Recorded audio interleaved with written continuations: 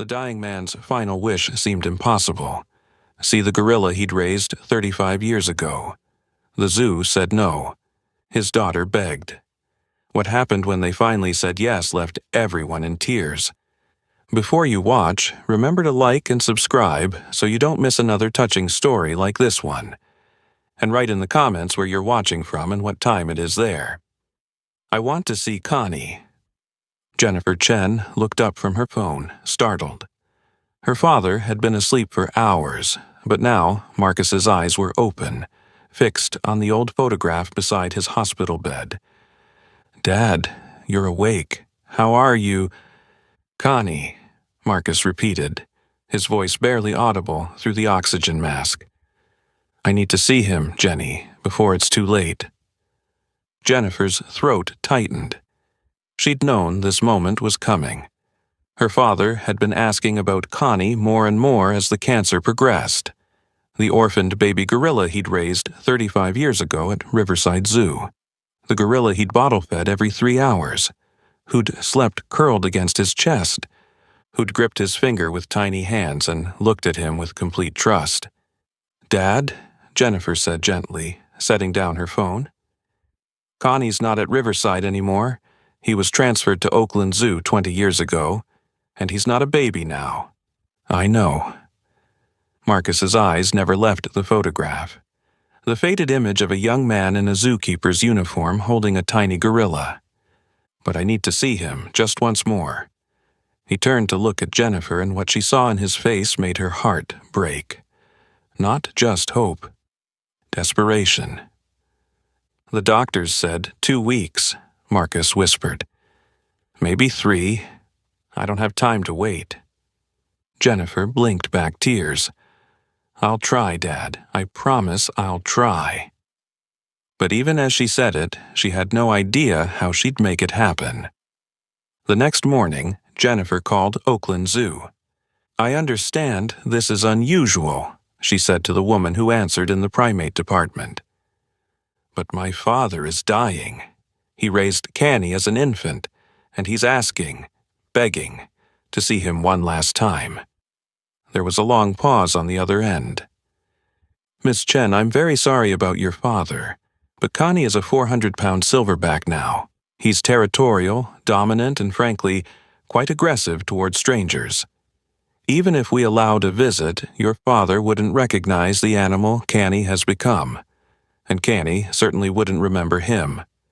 Just last month, he charged the reinforced glass with such force that it shook the entire viewing platform simply because a visitor made direct eye contact. It's been 20 years. But my father isn't a stranger," Jennifer insisted. "He raised Connie from 2 months old. He was the only father Connie ever knew." "That was 35 years ago. Gorillas don't maintain memories that long. I'm sorry, but the answer is no." The line went dead. Jennifer stared at her phone, frustration and desperation warring inside her. She called back the next day, and the day after that. Each time she was told the same thing. No, too dangerous, impossible. Gorillas don't remember. On the 4th day, when she called again, the receptionist's voice turned cold. "Ms. Chen, I've been instructed to tell you that continued calls will be considered harassment. Please stop calling." Jennifer hung up and put her head in her hands. That evening, she returned to the hospice to find her father weaker than ever. He'd stopped eating. His skin had taken on a grayish pallor. "Did they call?" he asked, his voice so faint she could barely hear it. Jennifer's heart broke. "Dad, I'm trying. I'm doing everything I can." But Marcus's eyes had already closed again, disappointed.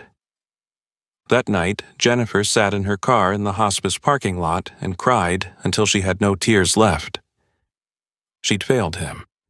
Her father's one final wish, and she couldn't make it happen. Then her phone buzzed. An email. The subject line read, "Regarding your father's request." Jennifer's hand shook as she opened it. "Ms. Chen, this is Dr. Patricia Cole, director of Oakland Zoo. I've reviewed your multiple requests. Against my better judgment, and with significant liability concerns, I'm going to allow a brief visit. But I need you to understand, this will likely be disappointing for your father. The chances of any recognition after 20 years are virtually zero. Please prepare him for that reality. Saturday morning, before public hours. 10 minutes, maximum. Jennifer read the email 3 times, barely believing it. Then she drove straight back to the hospice, rushing to her father's room. "Dad," she said, gently shaking his shoulder. "Dad, wake up. They said yes, you're going to see Canny." Marcus's eyes opened. For the first time in days, there was light in them.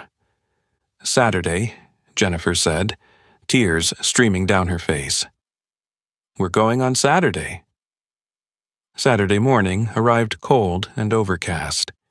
Marcus was bundled in blankets in his wheelchair, an oxygen tank mounted on the back. He'd insisted on wearing his old Riverside Zoo jacket, faded, decades old, but still bearing the emblem he'd worn with such pride. Jennifer pushed the wheelchair through the zoo's empty pathways, accompanied by Dr. Cole and 2 keepers. "Connie's habitat is just ahead," Dr. Cole said. "I should warn you, he's been particularly aggressive this week. We had to separate him from the females yesterday after a dominance display." She paused, then added more gently, "Mr. Chen, I want to be clear about expectations. You're going to see a very different animal than the one you remember, and the likelihood of him recognizing you after 20 years is—" "He'll know me," Marcus interrupted, his voice weak but certain. Dr. Cole exchanged a glance with her staff but said nothing more. They emerged onto the observation deck. Below, through reinforced glass, stretched a large natural habitat. Trees, rocks, a water feature. And there, on the far side with his back turned, sat a massive silverback. Even from this distance, Marcus could see how much Canny had changed. The tiny infant who'd fit in the crook of his arm was now a mountain of muscle and silver-streaked fur. "That's him," Marcus whispered. "That's Connie," Dr. Cole confirmed. "Would you like to move closer to the glass?" Jennifer wheeled her father forward until they were right at the barrier. Connie remained on the far side, apparently uninterested in the humans above him. "He can't hear us through the glass," one of the keepers explained. "And even if he could, I doubt—" "Can you open the speaker system?" Marcus interrupted, his voice stronger than it had been in days. "The one you use for announcements?" Dr. Cole hesitated. "Mr. Chen, I really don't think—" "Please." Marcus looked at her with eyes that had seen too much loss already. "Just let me try." Dr. Cole nodded to one of the keepers, who flipped a switch on a control panel. A small speaker near the glass crackled to life. Marcus leaned forward in his wheelchair, took a shallow breath, and spoke into the microphone. His voice, weak but clear, echoed down into the enclosure. "Hey, buddy, it's breakfast time." For a moment, nothing happened. The staff exchanged knowing glances. "See?" their expressions said. "We told you?" Jennifer's heart sank. This had been a mistake. Too much time had passed. Her father's hope was about to be— Then Connie's head snapped up. His entire body went rigid. His ears perked forward, a sign of intense focus that made Dr. Cole's eyes widen. "Wait," she breathed. "Is he—" Slowly, almost cautiously, Connie turned around. His eyes scanned the observation deck, searching, seeking the source of that voice. When they found Marcus sitting in his wheelchair at the glass, Connie went completely still. "He's looking at him," one of the keepers whispered. "He's actually focusing on—" Connie stood up. All 400 pounds of him rose to his full height, and for a terrifying second Jennifer thought he was going to charge, to attack the glass in rage. But he didn't. He took a step toward them, then another. Not with aggression, not with the territorial swagger the staff knew so well. His movements were careful, purposeful, almost tentative. "Oh my God," Dr. Cole said, her voice shaking. "He's responding. He's actually responding to—" Connie crossed the enclosure. Not slowly, but not rushing either. His eyes never left Marcus's face, studying every line, every feature, as if trying to reconcile memory with reality. The keepers stepped back from the glass instinctively, their training screaming danger, even as their eyes saw something else entirely. "This isn't possible," one of them said. 20 years. Gorillas don't retain." Connie reached the glass. He stopped directly in front of Marcus's wheelchair, close enough that they could see every detail of each other's faces. The silverback's size was overwhelming up close. His chest was broader than Marcus was wide. His arms were thick as tree trunks. A single blow could shatter bone, but his eyes held something none of the staff had ever seen in Caney before. Softness, recognition, memory. Caney's massive hand came up slowly, almost hesitantly, and pressed against the glass. His dark eyes locked onto Marcus's face, searching, confirming what his instincts were telling him. Then, from deep in his chest, came a sound. Not a roar, not a territorial call. A soft, gentle vocalization, the sound a baby gorilla makes when seeking comfort from its mother. A sound Connie hadn't made in over 30 years. The sound he used to make when Marcus held him. Dr. Cole's hand flew to her mouth. That's impossible. Adult males don't make that sound, ever. But Caney was making it, and Marcus was crying. His hand, trembling from weakness and overwhelming emotion, rose to meet Connie's on the opposite side of the glass. Palm to palm, separated by 2 inches of reinforced barrier, but connected across 35 years. Against the massive, leathery darkness of Caney's palm, Marcus's hand looked translucent and fragile, like a falling leaf resting against a mountain. "I know, buddy," Marcus whispered, tears streaming down his weathered face. "I know. I missed you, too." Connie's other hand came up, pressing both palms flat against the glass.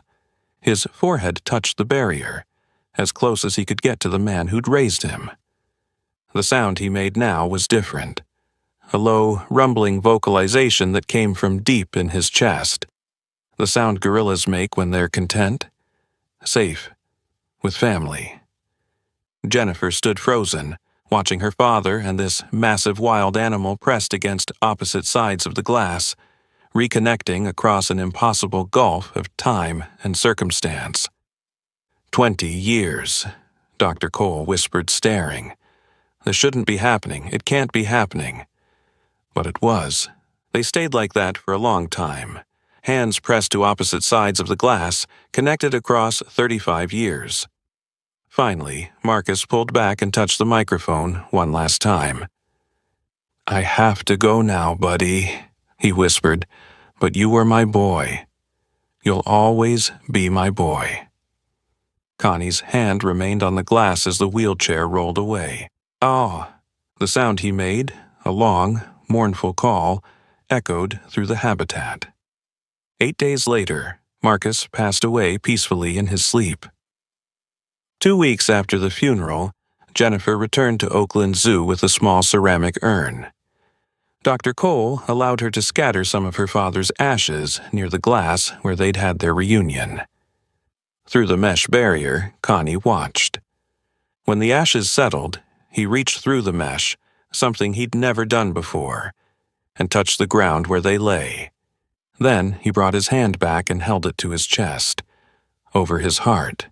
The night keeper reported that Connie sat beside that spot until dawn. In the months that followed, Connie changed. He became gentler with the younger gorillas, more patient.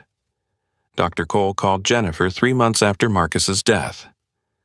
"I thought you should know," she said. Something extraordinary has happened with Connie. A young orphaned gorilla had arrived at the zoo the week before, rescued from the illegal pet trade, traumatized, refusing to eat. The same condition Connie had been in 35 years ago. Connie's behavior changed the moment he saw her, Dr. Cole explained. He approached the barrier between enclosures and just sat there, watching her, protective. The staff had cautiously allowed interaction. Connie had been gentle in a way they'd never seen before. Patient. He'd brought the baby food, stayed close when she was frightened. "It's like he remembers," Dr. Cole said, her voice filled with wonder. "Like he remembers what it was like to be that orphan, and he remembers the man who refused to give up on him." Jennifer held the phone with shaking hands. Her father's legacy wasn't just in Connie's memory. It was in who Connie had become, as if Marcus had taught him one final lesson, that love doesn't end, not across 20 years, not across species, not even across death. After watching Connie recognize Marcus after 20 years, do you believe animals never forget the ones who loved them? Yes or no? Let us know in the comments below. If you like the story, subscribe to this channel and leave a like. Thanks so much for listening. See you in the next video. Have a great day.